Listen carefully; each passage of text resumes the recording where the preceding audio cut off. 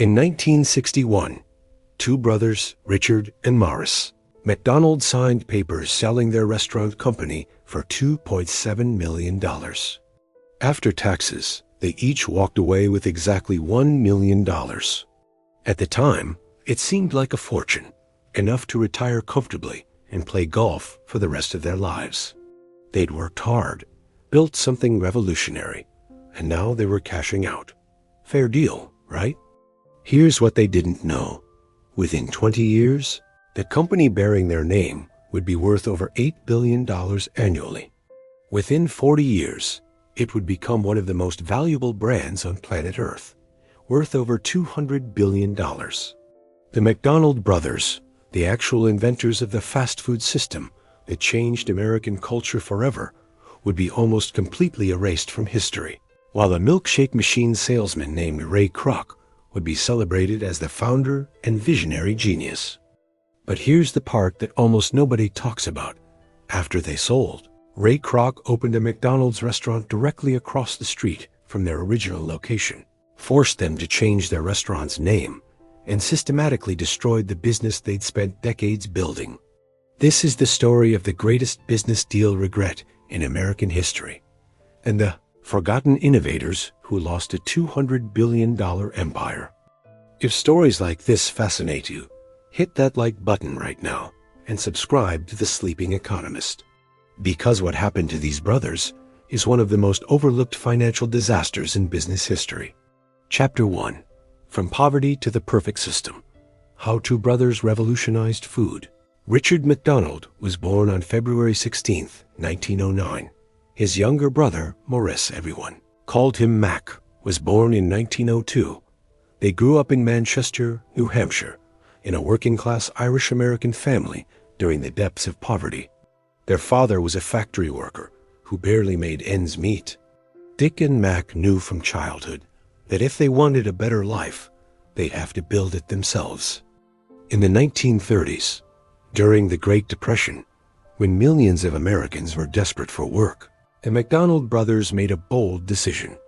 They moved to California, chasing the dream of Hollywood and opportunity. They tried everything. They worked odd jobs. They saved every penny. In 1937, they opened their first food stand near the Monrovia Airport, selling primarily hot dogs. It was modest, but it worked. By 1940, they'd saved enough to open a proper restaurant.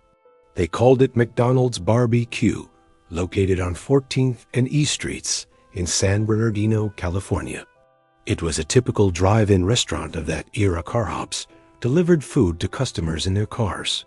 The menu was enormous, with over 25 items including barbecue beef, pork, and ribs. It was popular. The parking lot filled with teenagers and families. The brothers were making good money, better than they'd ever imagined growing up in New Hampshire. But Dick and Mac McDonald weren't satisfied. They noticed something frustrating. Despite being busy, their profit margins were thin. The large menu created chaos in the kitchen. Car hops were unreliable and expensive. Food preparation was slow and inconsistent. Customers waited too long. The business was successful, but inefficient. In 1948, the brothers made a decision that their friends and customers thought was insane. They closed the restaurant completely. They fired all the car hops. They redesigned the entire operation from the ground up. For 3 months, they retooled everything, taking inspiration from Henry Ford's automobile assembly lines. When they reopened, they'd created something revolutionary. The new menu was radically simple: hamburgers, cheeseburgers, French fries, soft drinks, milk, coffee, and pie. That's it. 9 items total. No barbecue, no complicated orders, no customization. The kitchen was redesigned like a factory assembly line. One person did nothing but flip burgers. Another person only dressed them. Another person only handled fries. Everything was standardized, timed, and perfected. They called it the Speedee Service System, and it was a miracle of efficiency. A customer could order a hamburger, fries, and a drink, and have it in their hands in under 60 seconds. The price? 15 cents for a hamburger. The volume? astronomical. People lined up because the food was fast, cheap, and consistent. By the early 1950s, the McDonald Brothers restaurant in San Bernardino was making over $350,000 a year, equivalent to over $4 million today. Dick and Mac were wealthy. They'd proven their concept. They were living the American dream, and that's when Ray Kroc walked through their door. Chapter 2. The salesman who saw their gold mine and wanted it all. In 1954, a 52-year-old milkshake machine salesman named Ray Kroc received an unusual order. A restaurant in San Bernardino, California, wanted 8 multi-mixer machines, enough capacity to make 40 milkshakes simultaneously. Kroc was intrigued. He drove across the country to see this operation. When Kroc arrived at McDonald's and saw the Speedee Service System in action, he was mesmerized. He immediately saw what the brothers apparently couldn't. This wasn't just a successful restaurant. This was a system that could be replicated across America, in every city, in every state. This was the future of food service. Kroc approached Dick and Mac with evangelical intensity. "Let me franchise this. I'll handle everything. You keep collecting your money. I'll do all the work." The brothers were hesitant. They tried franchising before with mixed results. 9 franchises existed, but managing them had been a headache. Dick and Mac didn't want stress. They wanted to enjoy their success. But Kroc was relentless. He wore them down. He promised he'd maintain their standards, protect their brand, and handle all the operational headaches. After weeks of negotiations, they agreed. On March 2, 1955, they signed a contract giving Ray Kroc exclusive rights to franchise McDonald's across the United States. The financial terms seemed reasonable at the time. The brothers would receive 0.5% of gross sales from each franchise. Kroc would get 1.4%. The brothers would keep their San Bernardino restaurant and continue running it independently. They'd also retain ownership of the McDonald's name and the Speedee Service System. It was their company, their brand, their legacy. Kroc was just the franchise agent. Or so they thought. Ray Kroc opened his first McDonald's franchise in Des Plaines, Illinois on April 15, 1955. He was obsessive about replicating the brothers' system perfectly. He trained franchisees at what he called Hamburger University. He standardized everything down to the temperature of the grills and the exact number of pickle slices per burger. The franchises multiplied. 10 locations became 50. 50 became 100. The brothers watched from California, collecting their royalty checks, pleased that their system was spreading. By 1960, there were over 200 McDonald's locations across America. The brothers were collecting significant royalties, over $200,000 annually. They were wealthy, comfortable, and proud. But tensions were building. Kroc wanted to innovate, to add new menu items, to change the brothers' original system. Dick and Mac resisted fiercely. "This is our system," they insisted. "We created it. We perfected it. Don't change it." Kroc grew increasingly frustrated. He was building a national empire, but he didn't own it. The brothers did. In 1960, Kroc made a decision. He would buy them out completely. No more partners. No more restrictions. He would own McDonald's, control the name, and do whatever he wanted with it. He just needed them to agree to sell. Chapter 3. The $2.7 million handshake deal that changed everything. The negotiations were brutal. Ray Kroc needed to buy the McDonald brothers out, but he had a serious problem. He didn't have enough money. Despite the growing franchise empire, Kroc's personal finances were complicated. The franchise royalties barely covered his expenses. The real estate strategy was generating revenue, but he was leveraged to the hilt with debt. Kroc approached his financial partner, Harry Sonneborn, who arranged financing.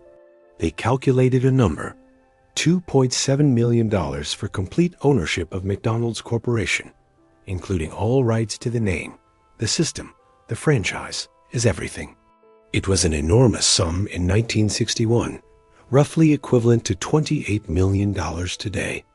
When Kroc presented the offer to Dick and Mac McDonald, they were conflicted.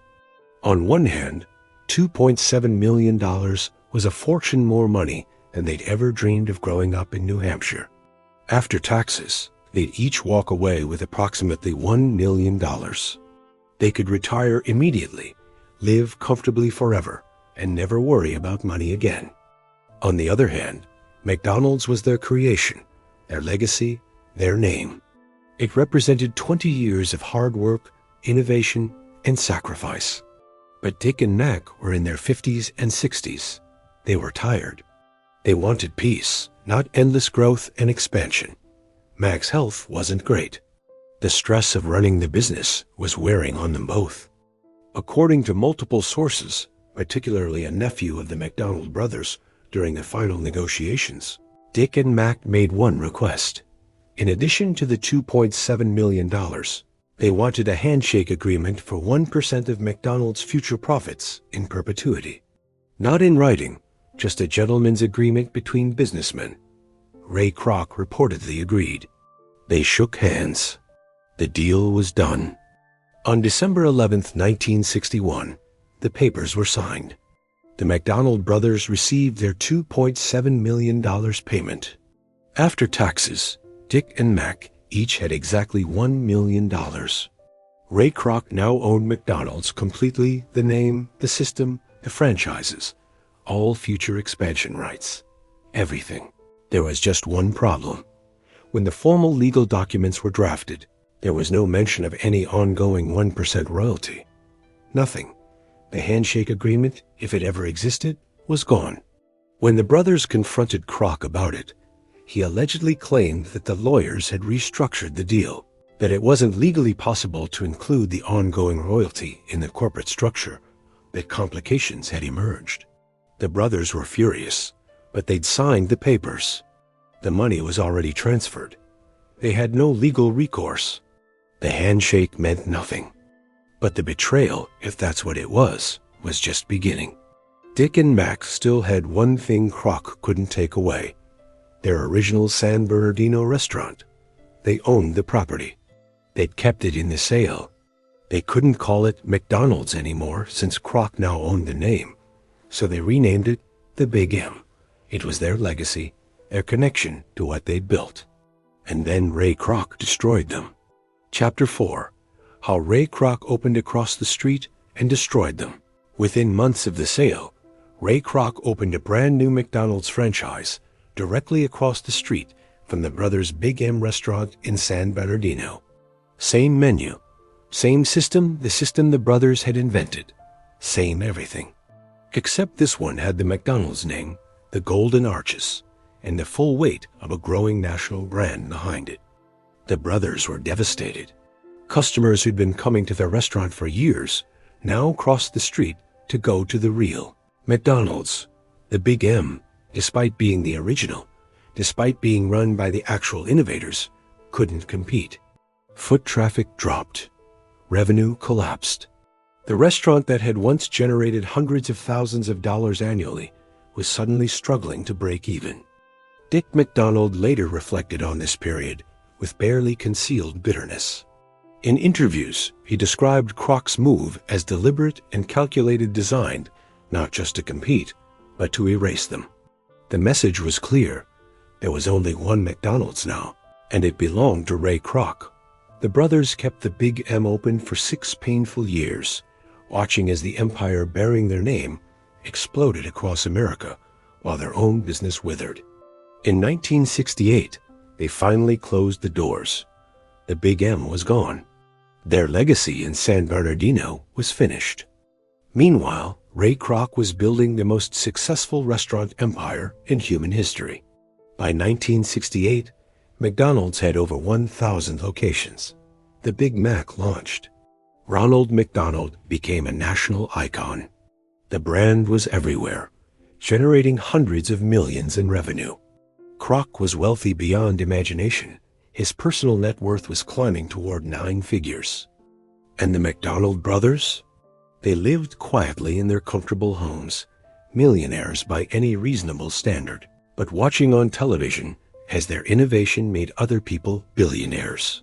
They collected no royalties beyond that initial $2.7 million.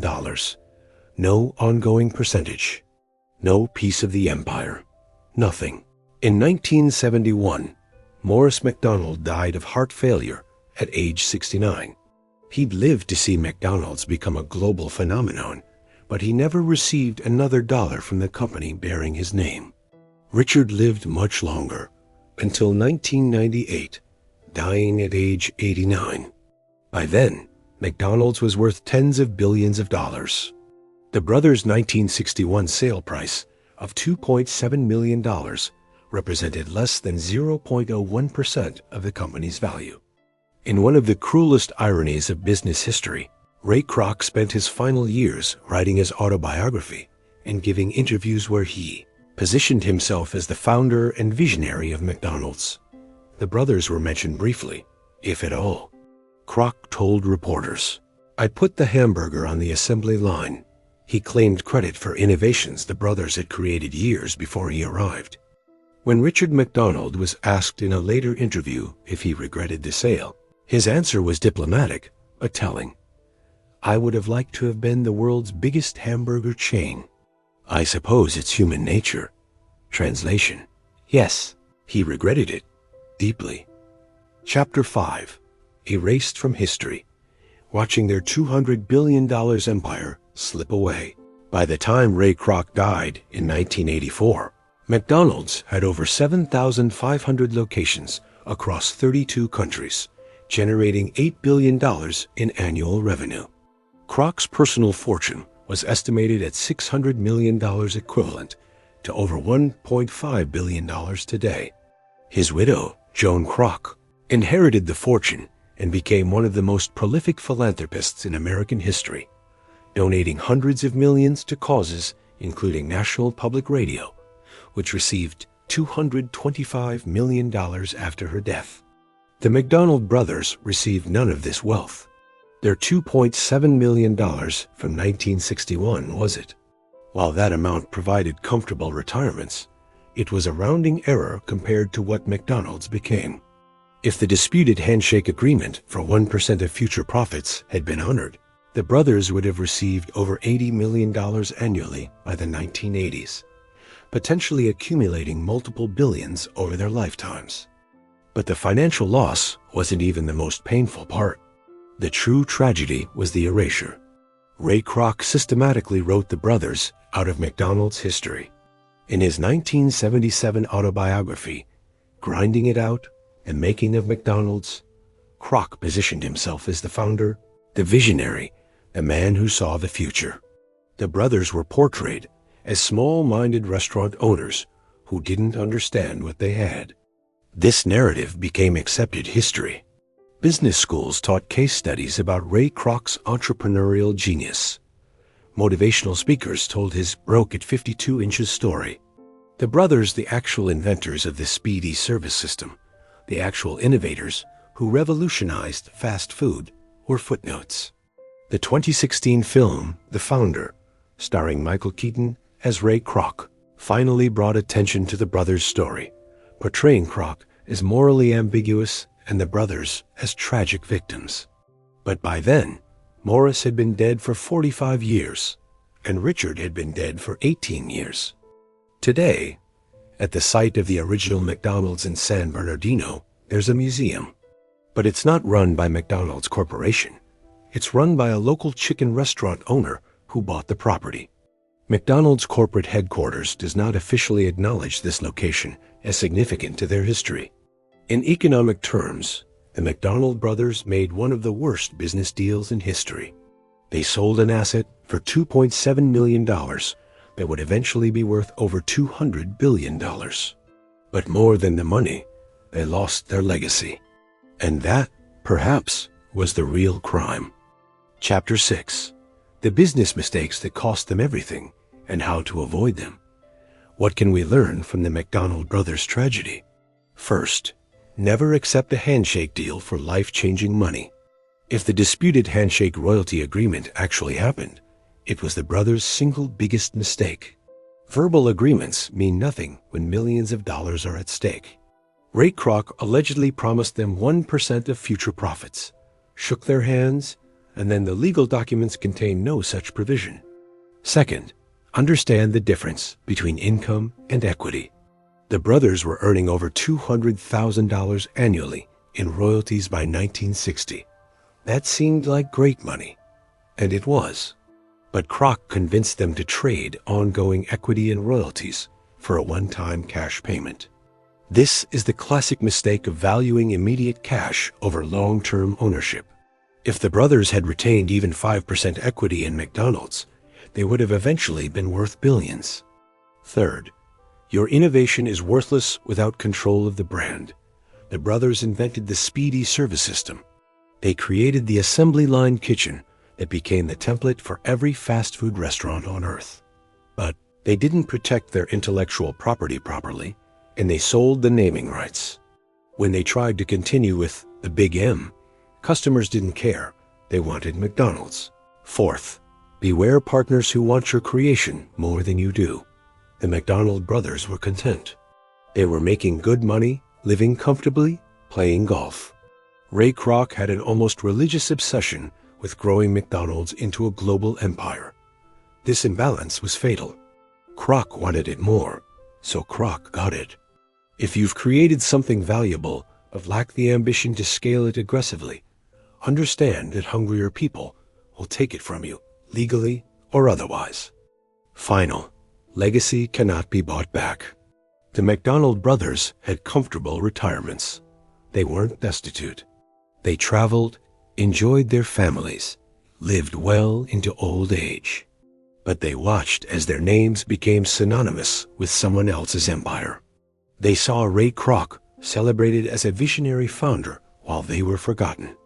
If stories like this, where we uncover the economic events that shaped our world while most people weren't paying attention, fascinate you, please like this video and subscribe to the channel.